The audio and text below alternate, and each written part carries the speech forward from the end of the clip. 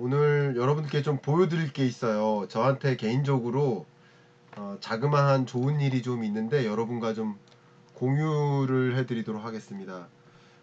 우리 경익남 구독자분들은 스스로 좀 뿌듯해 해주셔도 좋겠다 생각이 드는데, 이번 주 금요일 날 국회로부터 이제 표창을 받습니다. 그 표창 받는 게 그 인플루언서 상이에요. 아마 뭐 여러분이 한 분 한 분 이렇게 구독해 주시고 한 분 한 분이 이렇게 좋아요도 눌러 주시고 또 채팅창에 이렇게 신사적으로 또 신사숙녀답게만 이렇게 좋은 이런 토론 이렇게 해 주셔서 인플루언서로 표창을 받게 됐습니다. 아마도 민간 기업에서 주는 게 아니라 소위 국회에서 주는 거니까, 그래서 조금 더 다른 것보다는 좀 선한 영향력이라고 받아들여 주시는 게 아닌가, 그런 저 스스로 그렇게 생각을 하고, 여러분이 다양한 올바른 어떤 건전한 경영 의사결정 뭐 혹은 가계 재테크 의사결정 하실 수 있도록 돕는 것. 세 번째는 올바른 그 토론 문화의 형성. 예, 그게 제 채널의 미션이고요. 그 미션을 이뤄 나가고 있습니다. 그래서 우리 마침 출판사에서 이번 주 표창 받는다고 이렇게 선물을 준비해 주셨어요. 그래서 선물을 잠깐 열어서 보여드리겠습니다. 케이크 이렇게 배달이 됐네요. 이게 책 케이크네, 책 케이크. 보이세요? 이거 흘러내릴까봐. 경제 읽어준 남자 시범 경제 특강. 책 케이크는 또 처음 봤네. 감사합니다, 진짜 너무 감사하고요. 이번 주 그 국회로부터 인플루언서상 표창을 받고 나면 여러분들께 그 커뮤니티에 공지를 또 올리도록 하겠습니다. 여러분 커뮤니티 공지 보셨죠? 커뮤니티에 공지를 올려서 몇 분께는 책 선물을 꼭 해드릴 수 있도록 하겠습니다.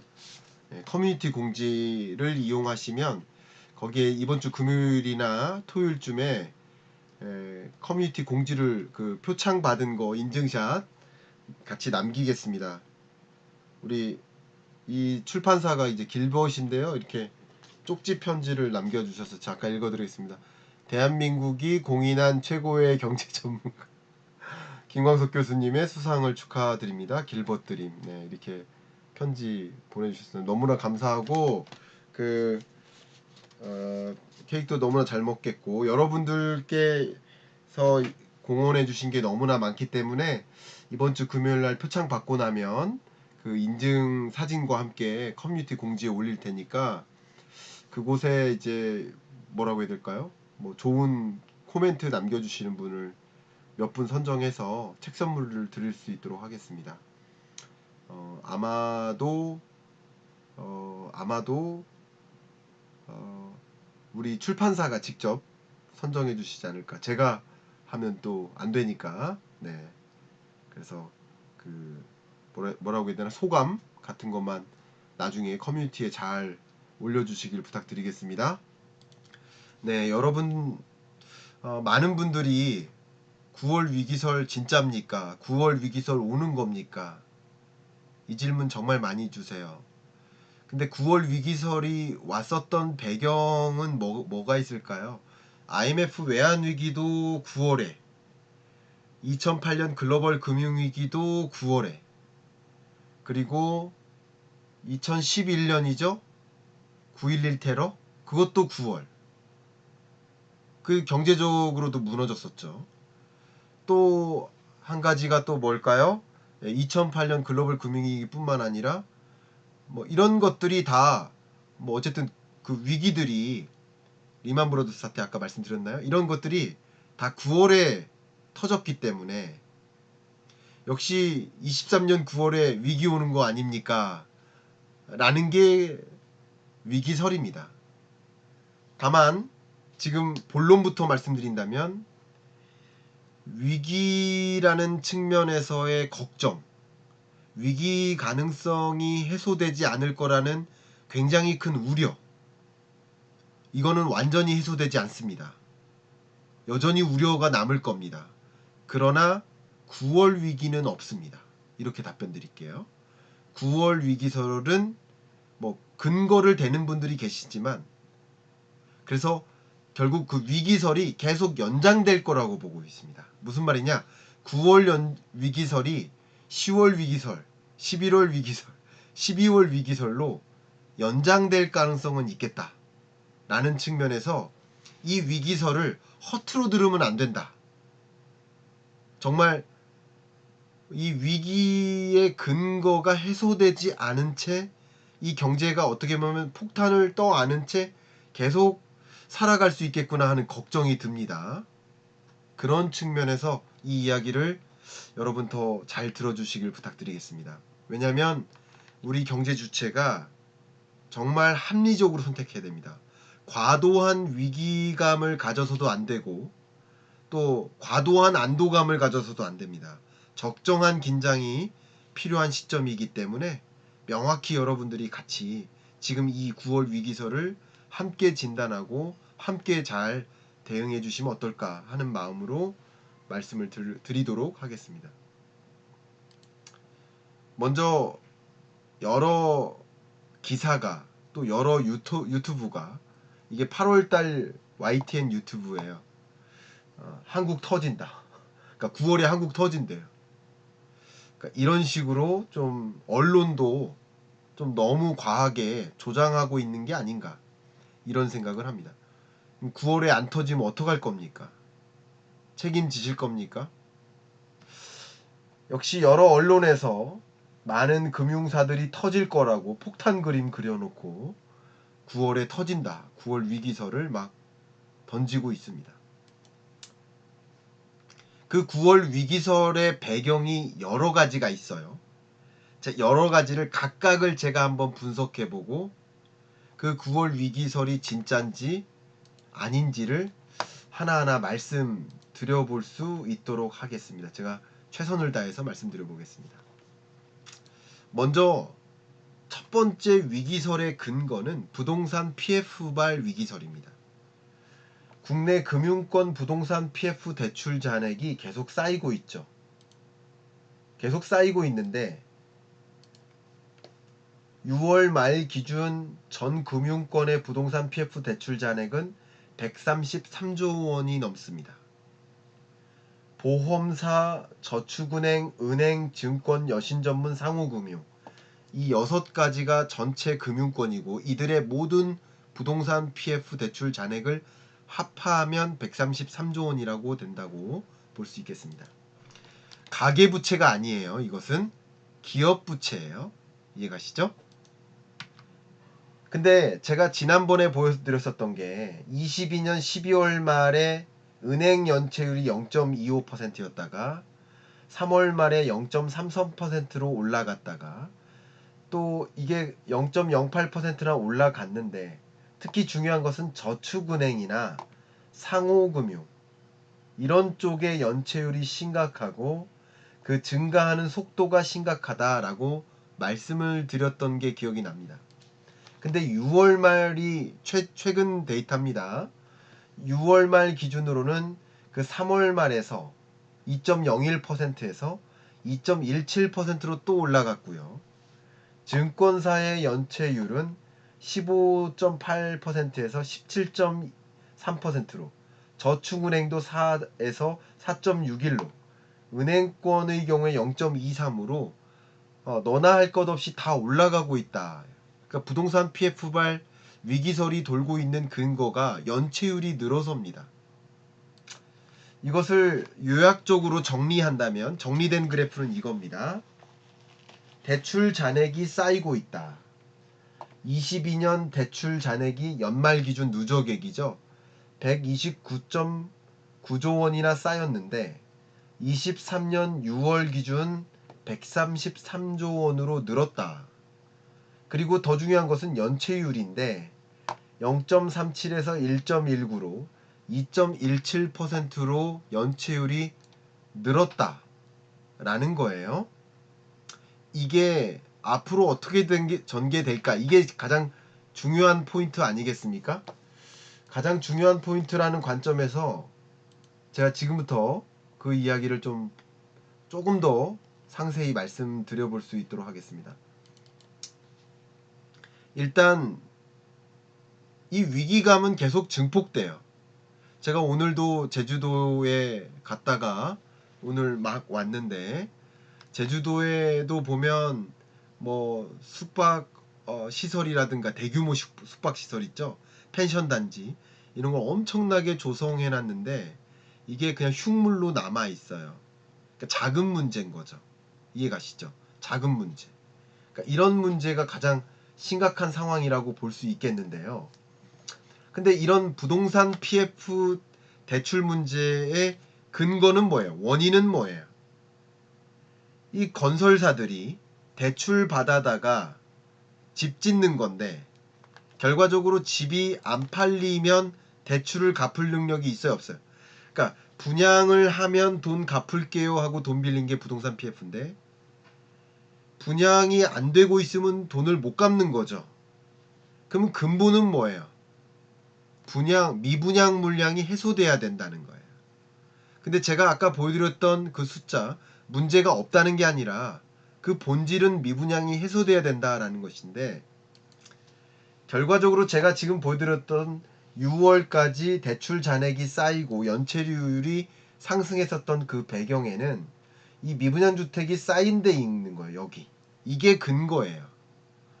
근데 그래도 23년 하반기를 향해서 미분양 주택 건수가 그래도 다소 해소되고 있기 때문에, 그래도 갚을 능력이 있는 건설사들이 하나둘 생길 가능성은 있겠구나라는 것을 하나쯤은 생각해 볼 필요가 있겠습니다.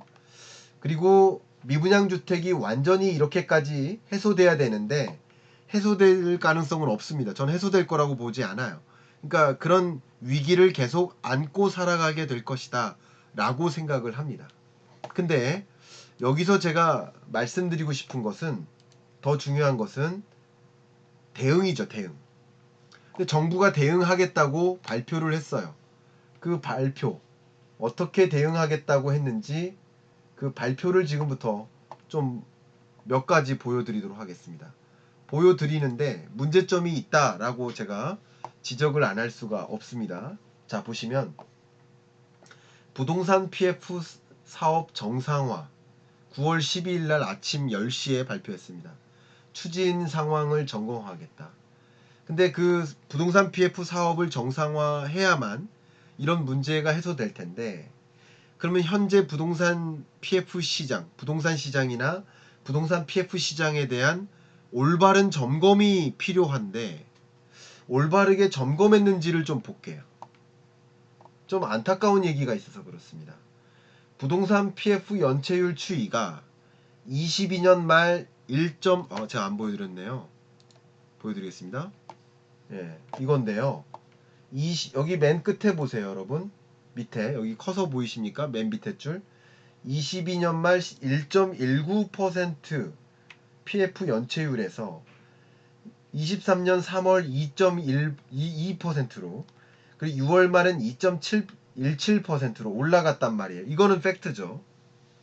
근데 이런 흐름에 대해서 어떻게 정부가 인식하고 있냐면, 상승 추세는 크게 둔화되었다 라고 보고 있습니다. 여러분, 이게 맞습니까? 이게 맞나요? 이게 무슨 말이냐면요. 자, 이걸 보여드릴게요. 이게 틀렸다라는 말씀을 지금부터 드릴게요. 이렇게 왜냐면 우리가 뭔가 대응을 한다는 것은 그 대응은 어디서부터 시작되는 거예요? 현실 문제 인식에서부터 시작되는 거예요. 근데 자, 보세요. 연체율이 21년 0.37%, 22년 1.19%, 그리고 23년 6월 2.17%. 연체율의 상승 속도가 어때요? 빠르다가 이 기울기가 살포시 더 가팔라졌죠. 살포시 더 가팔라졌습니다. 그럼 연체율의 상승세가 둔화됐습니까? 여전히 강한 상승세예요. 근데 지금 정부에서는 어떻게 비교하고 있냐면 여기 보세요. 다시 여기 1.19에서 3월 2.1, 6월 말 2.17 이렇게 보면 둔화된 것 같죠. 상승 속도가. 그러나 여러분 생각해 보세요. 말이 됩니까? 이게 뭐냐면요. 이 추이를 연간으로 비교하다가 23년 3월과 6월을 비교한 거예요.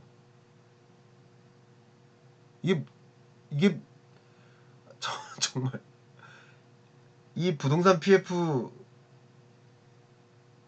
대주단들이 분명히 전문가들이 같이 있으실 텐데 어떻게 연간 데이터끼리 비교하다가 보세요. 연간 데이터끼리 비교하다가 월간 그러니까 분기별 데이터를 비교하면 그게 말이 됩니까?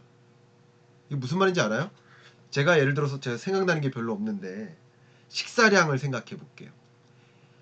작년 식사량이 100이에요. 올해 식사량은 예를 들어서 120이에요. 작년보다 올해 더 많이 늘었어요. 밥을 많이 먹어요.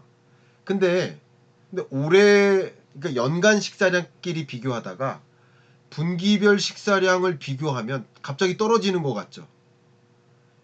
그러니까 여전히 여러분 이 그래프를 보시면 여러분 납득이 되셨죠? 여전히 23년 6월의 연체율이 2.17%인 거예요. 23년 12월 기준으로까지 하면 이게 더 올라갈 수 있잖아요. 2.5% 정도로. 그죠? 그렇게 보면 더 가팔라지는 것인데 22년 연체율과 23년 3월 연체율과 6월 연체율을 곧바로 비교하면 그게 둔화되는 것 같이 보이죠. 이렇게 현실 문제를 이렇게 느슨하게 인식하면 될까 하는 게 제 첫 번째 지적입니다.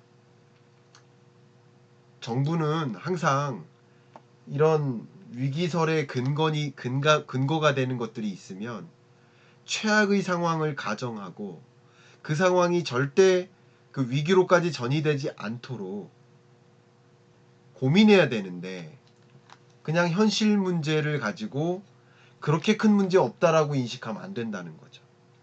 근데 어쨌든 대응이라는 것을 보면 부동산 PF 사업 정상화 프로그램을 추진하고 있습니다. 그러니까 187개 사업장에 걸쳐서 기한 이익을 부활시킨다든가 여기 보이시죠? 신규 자금을 지원한다든가 이자를 유예한다든가 만기 연장한다든가 이렇게 함으로써 그 상환 시점을 뒤로 늦춰준다라는 거예요. 자, 그러면 이게 뭐예요? 폭탄을 떠안고 있는데 심지가 지금 다 태워져 가고 있는 거예요. 근데 심지를 더 길게 연장시키면 터지는 시점이 지연되는 것뿐이지 폭탄이 안 터지는 게 아니거든요. 지금 그런 느낌으로라도 관리하겠다는 거예요. 자, 이걸 요약한다면 어쨌든 이 보도자료는 제가 나중에 블로그에 올려드리겠습니다. 그러면 제 블로그 아시죠? 경제 읽어주는 남자 네이버 블로그에 제가 올려드릴 테니까 나중에 필요하신 분은 보세요. 필요하신 분은 여러분들도 그대로 읽어보실 수 있습니다.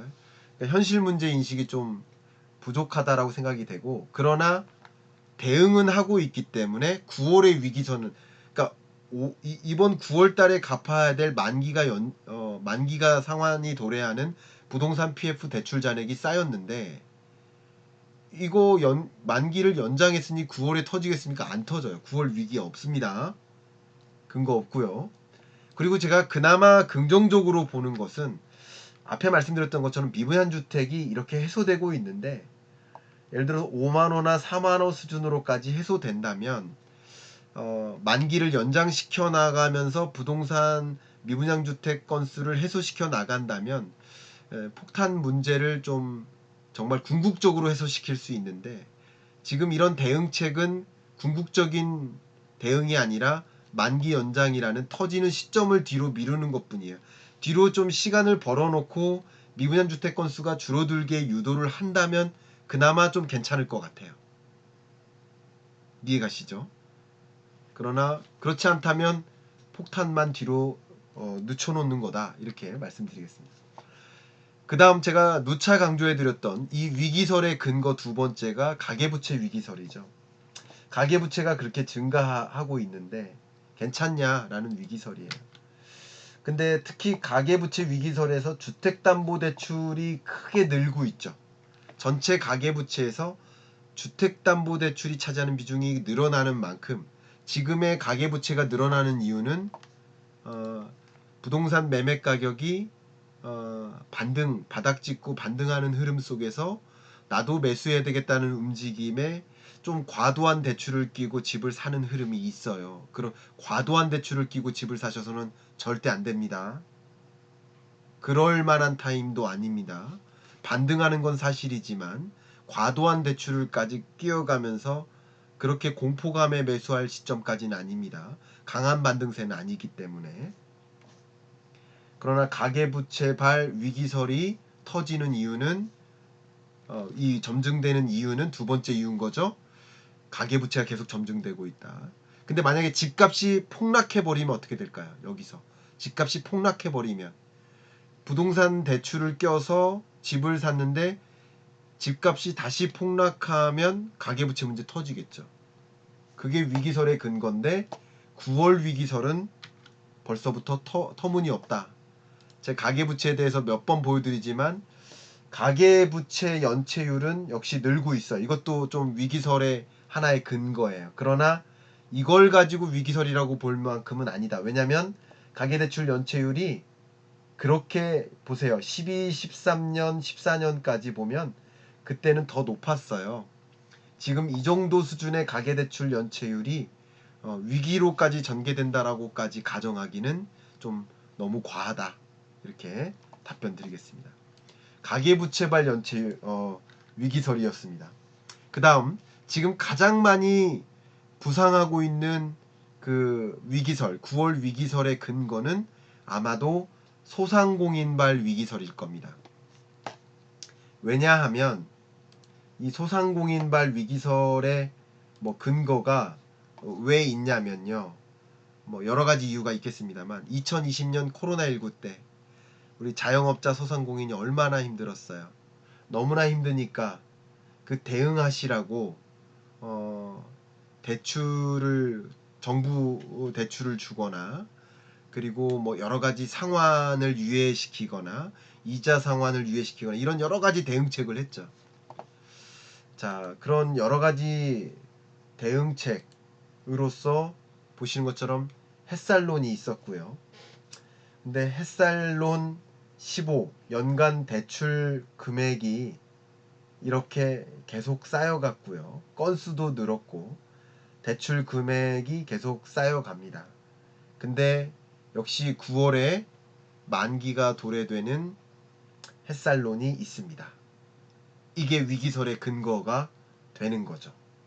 물론 자영업자 대출도 있지만 두 번째, 이 소상공인 혹은 자영업자발 위기설의 근거 또 한 가지는 바로 지역신보 대위 변제율과 대위 변제액입니다.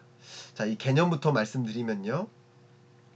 대위 변제가 뭐냐면 여러분 소상공인들이 대출할 수 있어요, 없어요? 특히 신용등급이 낮은 저신용등급의 자영업자가 대출 받기 좋아요, 나빠요? 나쁘죠. 거의 어려워요. 그러면 어쩔 수 없이 이금융권으로 가면 이자 상환 부담 더 커지죠. 가계부채 문제가 더 커지죠. 그러니까 정부가 어떤 대응을 해요? 대위 변제.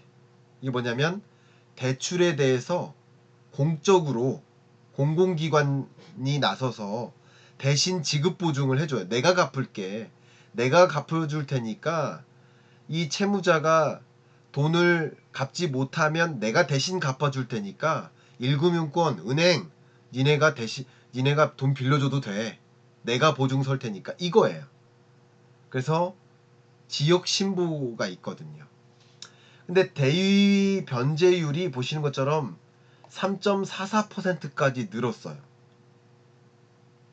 이게 금융위기 때보다 0.44%포인트 정도 올라간 거예요. 그러니까 2008년 금융위기 때보다도 대위 변제율이 올라갔다는 얘기예요. 그러니까 대위 변제율이 증가했다. 이것은 뭐예요? 차주의 부실이 증가했다라는 의미예요. 그럼 지역 신보가 어떻게 돼요? 지역 신보가 보증 여력이 그만큼 감소한다. 지역 신보들이 이미 대위 변제 해준 거예요. 그러니까 추가적으로 대위 변제 해줄 대상이 많아질 수가 없는 거예요. 그만큼 만약에 은행 부실이 커지면 은행이 대출 공급을 줄이는 그런 노력을 하는 것처럼 지역 신보가 소상공인 보증 공급을 더 추가적으로 할 수가 있어요, 없어요? 못 해줘요.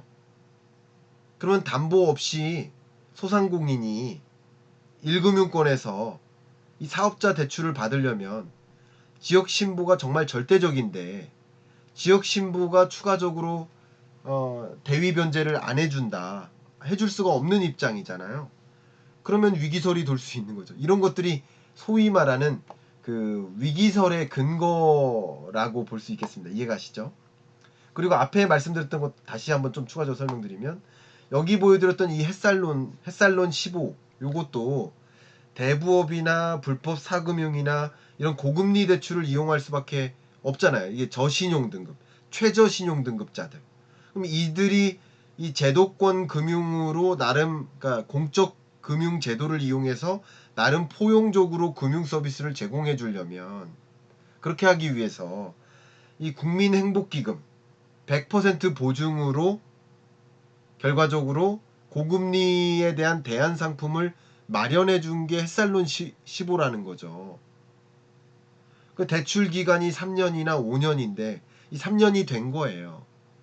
그럼 원리금 균등 상환 방식으로 대출을 쉽게 말하면 공적으로 대출을 해준 건데 이 상환 유예 기간이 지금 도래된 거예요. 9월에. 그럼 이게 터지면 위기가 나오겠죠. 소상공인발 위기가 속수무책으로 나오겠죠. 근데 어떤 대응이 있어요? 대응을 또 봐야 된다는 거예요. 대응. 또 역시 2년 연장해 주기로 했습니다. 만기를 2년 연장해 주기로 했습니다. 결과적으로 9월 위기설은 터무니없다. 그러나 그 위기설의 근거는 해소되지 않았다. 맞죠? 다 똑같습니다. 모든 문제들이 다 똑같습니다. 마지막으로 가볍게만 가겠습니다. 중국 위기설이 있죠.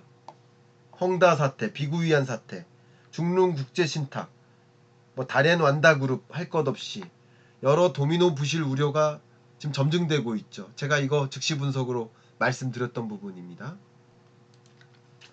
근데 이게 중국 위기설이 글로벌 금융위기로 갈 것이냐? 그러면 경제위기 나오고 우리나라도 경제위기 올 거예요. 그게 9월 위기설이라는 근거까지는 사실 없지만 근데 그게 아니라 제가 뭐라고 했습니까? 대차 대조표 불황으로 갈 것이다. 이렇게 말씀드렸었죠. 대차 대조표 불황으로 갈 것이다. 그렇게 말씀드렸던 그 근거 중에 하나가 뭐가 있냐면 근거를 말씀드리면 대응입니다. 중국 정부의 대응이에요. 중국 정부도 의도했던 부분이 있어요. 근데 의도를 넘어선 부분이 있다라고 제가 이미 즉시 분석을 통해 말씀드렸죠. 첫 번째는 비구이 위한 영내 채권 연장 표결을 했습니다. 이게 의도했던 거라면 비구이 위한 영내 채권 연장을 왜 표결합니까? 그죠? 그러니까 그 소위 말하는 원금 상환을 유예시켜 주는 거예요. LGFB 문제도 있다고 했죠. 근데 규제를 강화하기 시작했어요. LGFB 규제는 제가 이미 분석해 드렸습니다. 오늘은 짧게만 가겠습니다.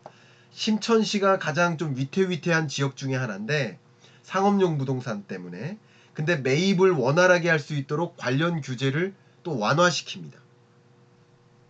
주택 판매가 다시 증가하기 시작했습니다. 왜? 규제를 완화하니까. 규제로 만들어진 부동산 시장이기 때문에 역시 규제를 완화하니까 부동산 시장이 다시 회복되는 모습이에요. 중국에. 위안화 대출이 증가하고 하고 있어요. 이렇게 위안화 대출. 그러니까 결국 신규 대출을 안 해줬다가 신규 대출을 풀어주고 있어요. 또 외환 시장도 단속함으로써 소위 대외적인 채무 문제 같은 것들도 순식간에 대외 채무를 변제하지 못하거나 하는 일이 벌어지지 않도록 단속하고 있어요. 자, 이런 것들이 중국의 대응입니다. 결과적으로 제가 여러분들께 드렸던 이야기가 중국발 그 리스크가 점증되는 건 사실이지만 그게 중국 경제 위기로 가는 게 아니라 이렇게 보여드렸던 것처럼 중국 경제가 L자로 꼬꾸라지고 있다. 그 꼬꾸라지는 정도를 더 추가적인 하방 압력을 주는 것이다. 라고 말씀을 드렸었죠. 그 흐름 그대로입니다. 자, 이런 이야기들을 이제 마무리한다는 측면에서 좀 종합적으로 말씀을 드려본다면 9월 위기설은 터무니없다. 그리고 너무 위기를 언론이 나서서 조장할 필요까지는 없다. 너무 과도한 우려를 가질 필요는 없으시다. 이 말씀 드리고요. 다만 그 문제가 해결된 것은 아니다. 폭탄 터질 시점을 지연시키는 문제다.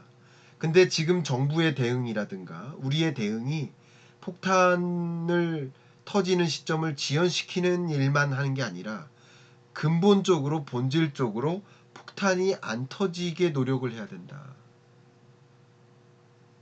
그 근본적인 문제를 고민해야 된다. 라는 말씀을 좀 드리고자 합니다. 자, 이제 녹화를 하고 있기 때문에 여러분 라이브로 처음부터 시청하신 분들께는 2번 광고가 전달이 돼서 죄송합니다만 여러분께 녹화 제가 편집 없이 가기 때문에 녹화로 이렇게 진행함을 양해를 구합니다. 이런 경제 현안을 제대로 이해하기 위한 언어를 습득하고 싶으시다.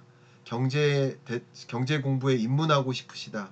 그럼 세상에서 가장 쉬운 경제 입문서 이 책을 좀 추천드립니다.